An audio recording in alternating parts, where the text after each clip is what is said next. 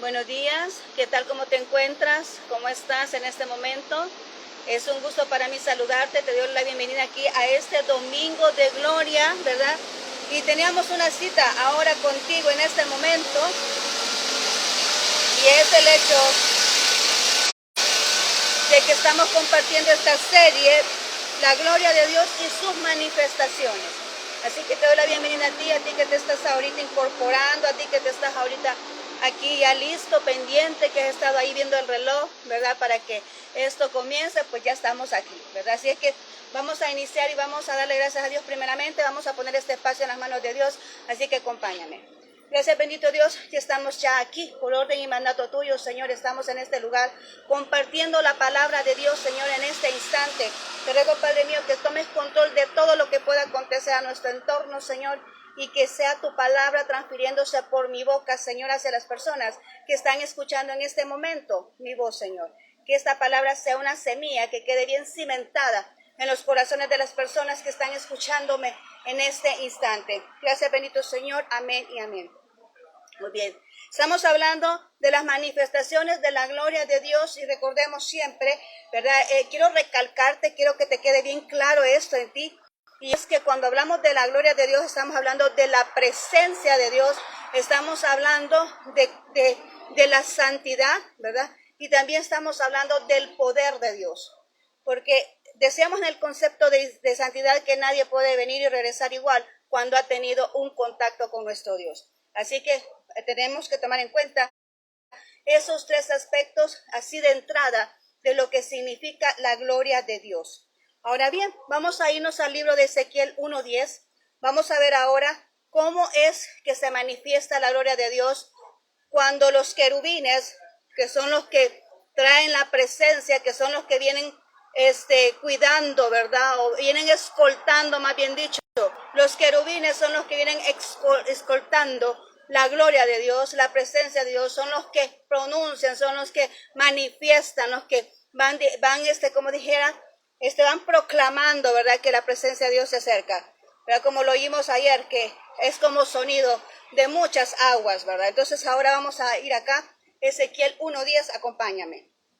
Dice así: y el aspecto de sus caras era cara de hombre, cara de león al lado derecho de los cuatro, y cara de buey a la izquierda en los cuatro. Asimismo había en los cuatro cara de águila. Nos está mencionando aquí, nos está describiendo Ezequiel, el profeta Ezequiel nos está aquí declarando, nos está describiendo cómo es que él tuvo esa visión y cómo fue el aspecto que vio de esos querubines. Y entre ellos está mencionando que cada uno de esos querubines tenían cuatro caras. Y dice aquí que una es de hombre, otro es de buey, otro de león y el otro de águila, ¿verdad? Así que ahí nos menciona eso. Y es bien curioso, ¿verdad? Porque vemos ahí el número 4. Y el número 4, ¿qué significa? Significa plenitud. Significa plenitud, significa cosmos, significa mundo, significa la creación misma o el creador de lo que vemos creado, ¿verdad? Dios como creador. Eso significa el número 4. Y tenemos que tomar algo muy en cuenta. Y es que Dios tiene mucha relación, todo lo que tiene que ver con aspectos de nombres, de números, de colores en la Biblia, para poder comprender más claro todo aquello que Dios quiere decirnos a nuestra alma. Entonces vemos aquí, ¿por qué son cuatro querubines? Son cuatro querubines, ¿verdad? Los que venían ahí con el trono de Dios, ¿verdad? Venían cuatro querubines, y esto está mencionando también cuatro caras en estos querubines que venían escoltando el trono de Dios. Y qué maravilloso es. Ahora bien, ¿qué significa eso? ¿Por qué decimos que tiene que ver la gloria de Dios con esto? Bueno, porque simple y sencillamente esos querubines venían anunciando que la gloria de Dios estaba ahí. Que la gloria de Dios, o más bien dicho, que Dios mismo era el que venía en ese trono. Además, ¿qué significa o qué podemos decir de estos cuatro caras? ¿Por qué tiene cuatro caras? ¿Qué es lo que Dios está manifestando? Como te estoy mencionando, en cada uno de estos puntos Dios quiere declarar algo. No es que los querubines solo tenían cuatro caras así porque así los hizo Dios y ya estuvo. No, eso tiene su significado. ¿Por qué son cuatro caras y por qué tienen esas caras? ¿Por qué no todos son iguales? O sea, ¿por qué no tuvo solo una cara, verdad? Para empezar. Y si tiene las 4, ¿por qué no son iguales? ¿Por qué tiene diferentes caras y tiene 4 caras? ¿Por qué? Y esto sin hablar lo demás del cuerpo, ¿verdad? Pero ahorita nos vamos a enfatizar en estas caras de esos 4 querubines. Y dice ahí que el significado es que representa los 4 evangelios que vienen y anuncian que Jesús es el Hijo de Dios, ¿verdad? Los 4 evangelios, lo que conocemos nosotros como Mateo, Marcos, Lucas y Juan. Es lo que venía pronunciando la gloria de Dios en ese instante. ¿Y por qué tan importante es eso? Bueno, porque en los 4 evangelios vemos la vida de Jesús, del Hijo de Dios, en las diferentes facetas. Ya te voy a explicar eso. Y además vemos, ¿verdad?, el propósito de Jesús, que es de venir y restaurar la humanidad, de venir y dar salvación a la humanidad. Eso es en sí lo que representan esos querubines. Quiere decir que para Dios es primordial esto que nosotros vamos a ver ahora. Es primordial para Dios. ¿Por qué? Porque Él hizo sus querubines desde un principio para poder reflejar los 4 evangelios. Y entre ellos vemos el león, la cara de león. La cara de león significa realeza. ¿Y cuál de los 4 evangelios es que presenta a Jesús como el rey? Es el libro de Mateo. Mateo nos relata esa historia, nos relata todo lo que tiene que ver con Jesús, lo relata como el rey de reyes y señor de señores, y ese es el aspecto de león, ¿verdad? Pronuncia a Jesucristo, que es el rey y es el Mesías, y además menciona tanto lo que tiene que ver el reino de los cielos. El reino de los cielos tiene que ver con Mateo. El reino de los cielos tiene que ver con esa cara de león, porque él es el que representa el rey de reyes y señor de señores. Amén. Además tenemos aquí la otra cara, que es el de buey. Dice que viene una cara de buey, y ese representa el servicio. Y dice, ¿verdad?, que Marcos, ¿verdad?, dice ahí la historia, que lo que ha escrito ahí, ¿verdad?, el marco teórico, ha escrito este libro para una comunidad militar. Y en este caso estamos ya hablándonos de los romanos, ¿verdad? Está escrita hacia esa comunidad militar, o sea, los romanos, ¿verdad? Y representa el servicio, y es Marcos, ¿verdad?, quien escribe ese libro y hace notar a Jesús como aquel, ¿verdad?, que viene a prestar ese servicio, porque él dijo, yo vine a servir, ¿verdad? Dice que él vino a servir. Entonces, lo vemos allá cuando está lavándole los pies a los discípulos, ¿verdad? Lo vemos cuando viene aquí y sana a las personas. Lo vemos cuando libera a las personas. Lo vemos cuando enseña en las sinagogas. Lo vemos solo los milagros que hace. Él vino a servir, ¿verdad? Entonces, por eso Marcos lo representa de esa manera. También vemos allá el otro, que es Lucas, y Lucas lo representa como la cara de un hombre. ¿Y qué significa eso? Significa la perfecta humanidad. Y ahí eso representa al hombre divino y perfecto, que es Jesucristo. El hombre divino y perfecto, y estaba escrito para el pueblo griego, ¿verdad? ¿Y qué es lo que venía a establecer ahí? Venía a establecer lo moral, lo intelectual y físicamente, ¿verdad? Venir y encontrar lo que es esa perfección en la humanidad. Jesucristo es el hombre perfecto. Jesucristo es el hombre divino. Es el hombre perfecto, como lo describe en Lucas, ¿verdad?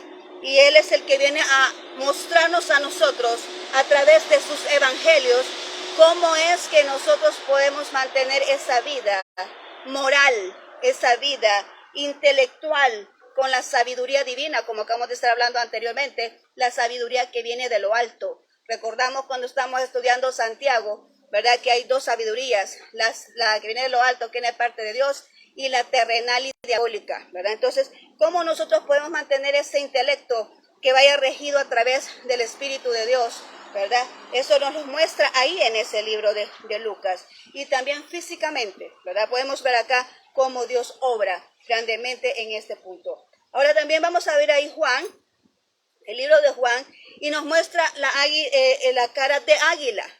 ¿Y qué significa la cara de águila? Significa deidad. representa a Cristo como el verbo hecho hombre, ¿verdad? Estos son testimonios para demostrar que Jesucristo es el Hijo de Dios, ¿verdad? Que no es un hombre cualquiera, sino que es un hombre que se humanizó, que se hizo humano, ¿verdad? Que se hizo carne, pero que es el Hijo de Dios, ¿verdad? Entonces Juan viene mostrándonos todo esto. Ahora, estos 4 querubines no solamente vinieron y se presentaron y quisieron demostrar eso o representan lo que hemos mencionado, sino que también tienen ciertos deberes de por qué están, de por qué Dios los creó, por qué Dios los colocó así, por qué Dios los hizo así. Ellos también tienen ciertos deberes, así como muchos de nosotros los tenemos, ¿verdad? Tienen ciertos deberes y entre ellos está el de proteger y habilitar la justicia de Dios.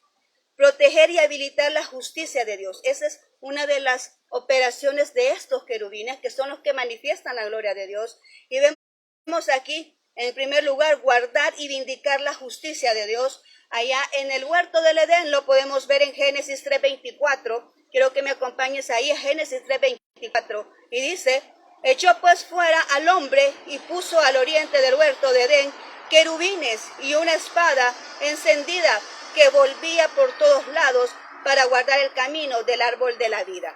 Recordamos aquí este punto fue después de que Adán y Eva pecaron, ¿verdad?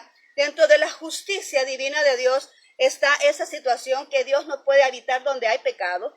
Pero eso tenemos que tener muy presente. Hasta la vez es así, aunque Jesucristo haya venido a morir por nosotros en la cruz, aunque estábamos salvos por gracia, aunque haya derramado esa sangre por nosotros, hasta la vez sigue siendo así. El pecado nos aleja de Dios, el pecado nos evita esa comunión con Dios.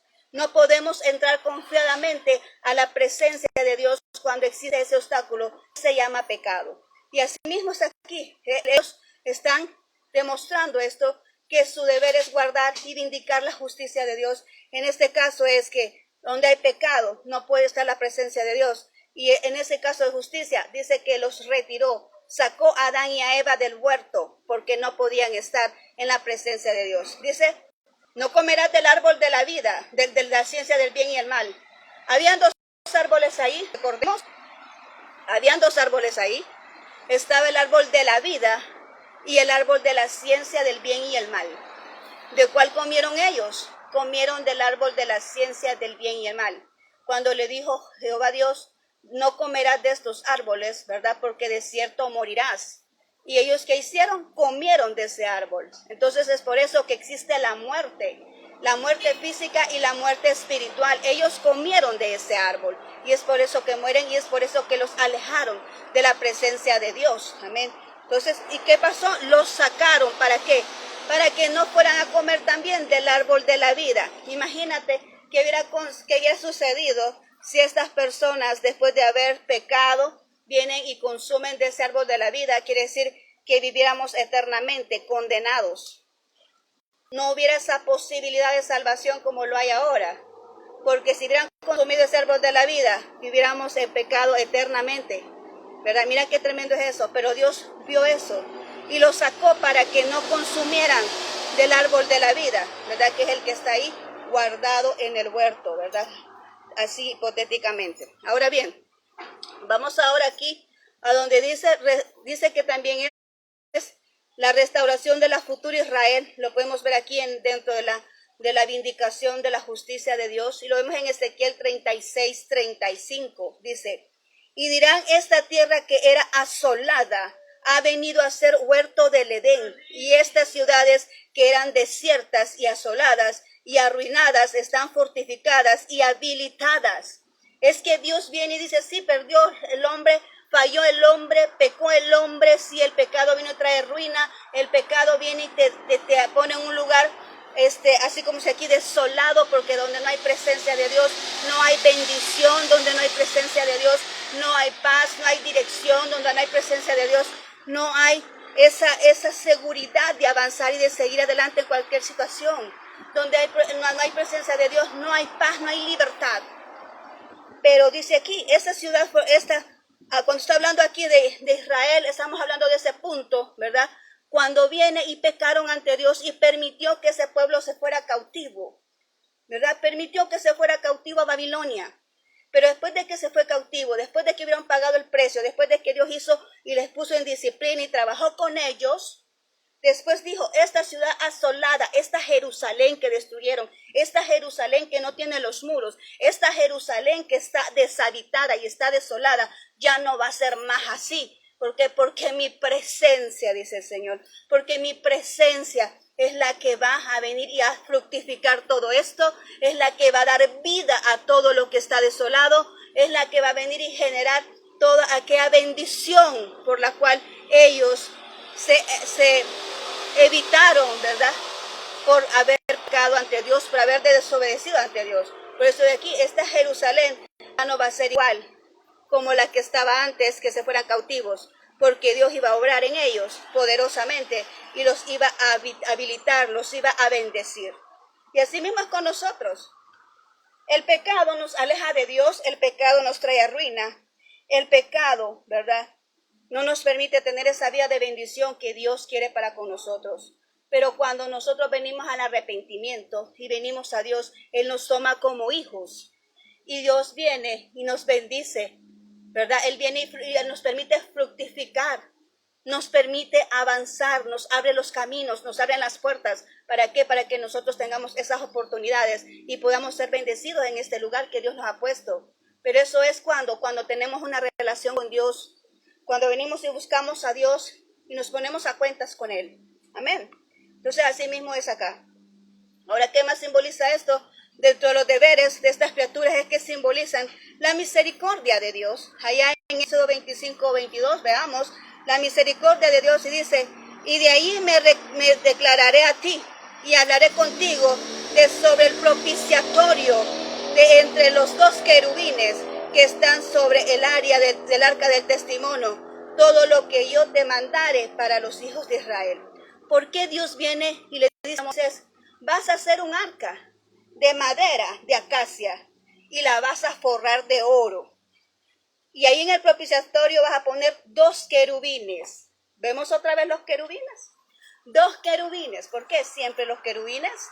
Para estar recordando, ¿verdad? Lo que era manifiesto, lo que va a venir, ¿verdad? Esos 2 querubines simbolizaban, igual que los 4 querubines que venían con la presencia de Dios cuando lo vio el profeta Ezequiel.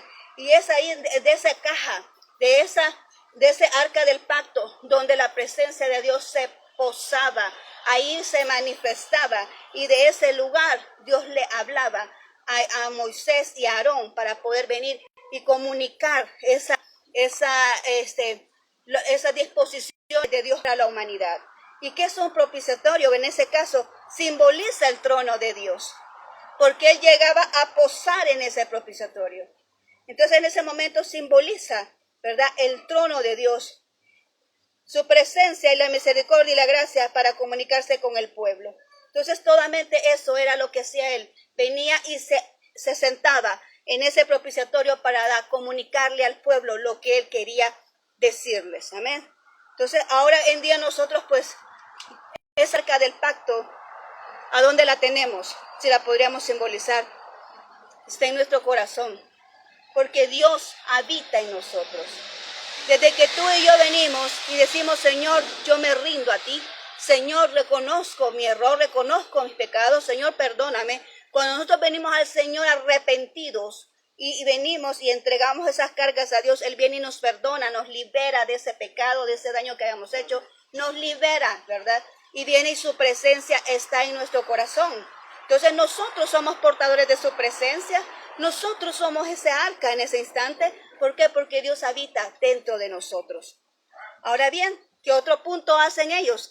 ¿Cuál es otro deber? Dice, colaborar en la administración del gobierno de Dios. Colaborar en la administración del gobierno de Dios.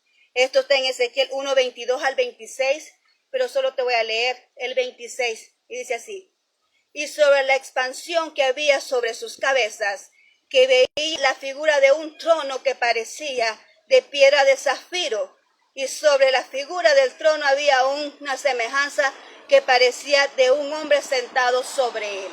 ¿Qué es lo que está mencionando aquí Ezequiel? El profeta Ezequiel está diciendo, en esa visión que él tuvo, en esa visión donde se le presentó la gloria de Dios. Y quiero decirte que el profeta Ezequiel, como hemos mencionado antes, es el que convivía, el que tenía una relación constante, el que se encontraba frecuentemente con la gloria de Dios. Amén. El profeta Ezequiel, el que dice se le mostró, ¿verdad? Incluso ese era el eje principal de él.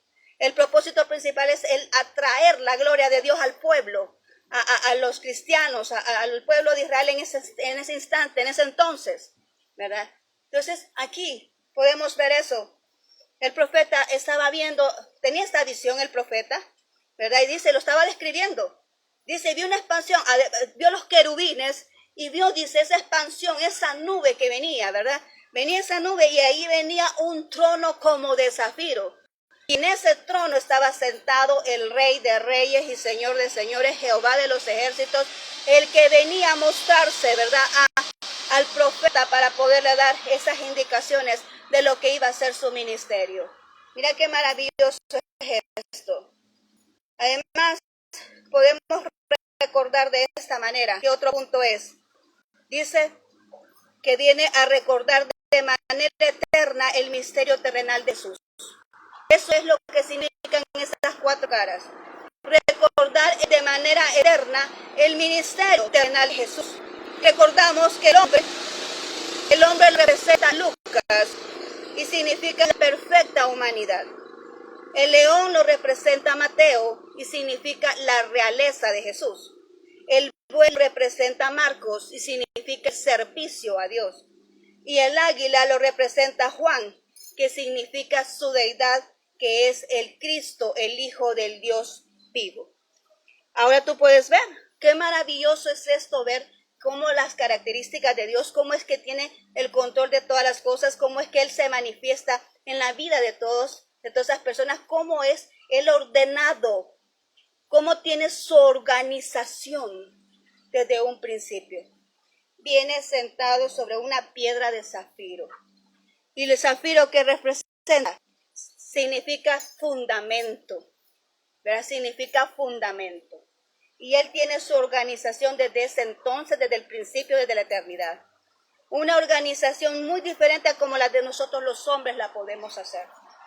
Nosotros podemos ver humanamente cualquier dificultad, cualquier problema, ¿verdad? Y podemos decir, bueno, así de esta manera, según nuestro criterio, lo podemos arreglar de esta manera. Pero cuando la empresa es espiritual, la administración o la organización tiene que ser de acuerdo al jefe, que es Jehová de los ejércitos. Y vemos aquí cómo ha organizado estas cuatro. Aleluya, aleluya. Cómo ha organizado aquí a través de sus cuatro caras, cómo viene mencionando lo que es Jesucristo en los cuatro evangelios, cómo lo representa, una característica para nuestras vidas. Porque aunque Jesús lo vino a mostrar, pero también nos viene a enseñar a nosotros, a enseñarnos cómo es Él en esos cuatro aspectos y cómo nosotros podemos venir y ser igual que Él. ¿En qué sentido? Porque Él dijo, el que quiera seguirme, tome su cruz y sígame. Para seguirle a Él hay que renunciar a todo para poder tener esas características como Él las tiene. Y Él las menciona en esos cuatro evangelios. Él menciona en esos cuatro evangelios su vida. Él menciona en esos cuatro evangelios su ministerio. Él menciona en esos cuatro evangelios la calidad de humano. Él menciona en esos cuatro evangelios que Él es Dios.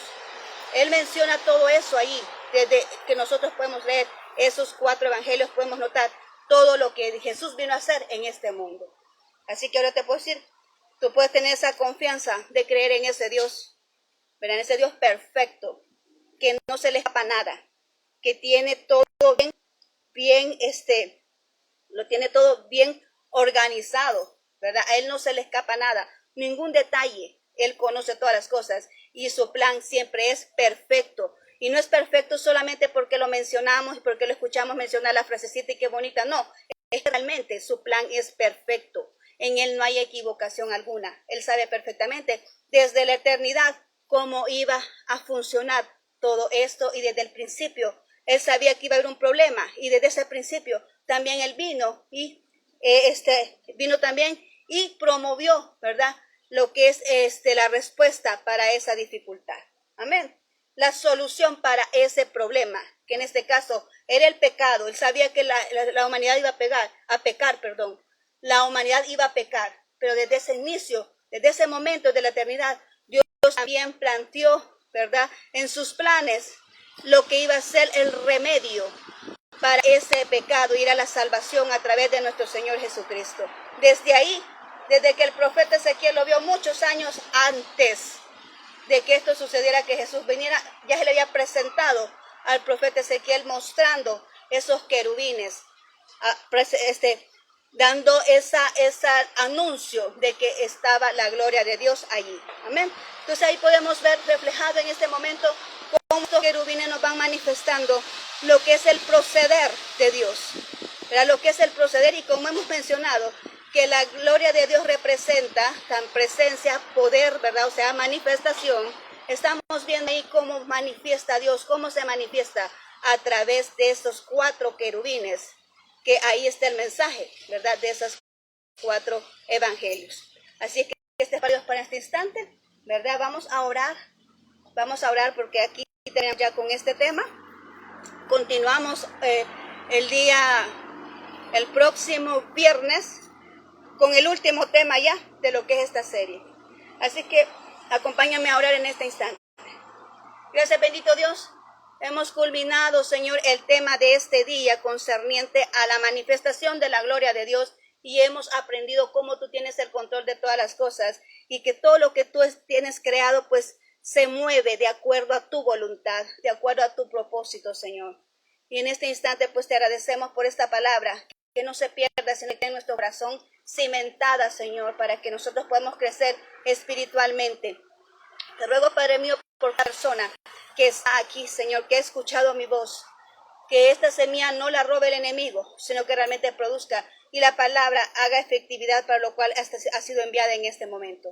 Bendice a mis amigos, a mis hermanos, aquellos que están pasando dificultades ahora, que tu mano poderosa llegue allá, así como la manifestación que hemos visto. Señor, tú eres poderoso, tú lo conoces todas las cosas, tú conoces hasta nosotros ahorita desconocemos. Para ti no hay nada imposible. Llega al lugar donde está surgiendo algún problema, alguna dificultad, Señor, y opera, Señor, hazte manifiesto en la vida de las personas que están de ti, Señor. Trae consuelo, Señor, a aquellas personas que necesitan ser consoladas, Señor, trae paz en sus corazones. Bendito Dios, te ruego por aquellas personas que están necesitadas. Sé tú proveyendo de aquella necesidad que tiene. Da esas oportunidades, Señor. Abre puertas, abre caminos para que puedan ser solventadas esas necesidades en sus vidas, Señor. Trae sanidad a aquel que esté enfermo, aquel que me esté escuchando y está enfermo en este momento. Yo declaro sanidad en su vida, porque es Dios el que sana, es Dios el que levanta.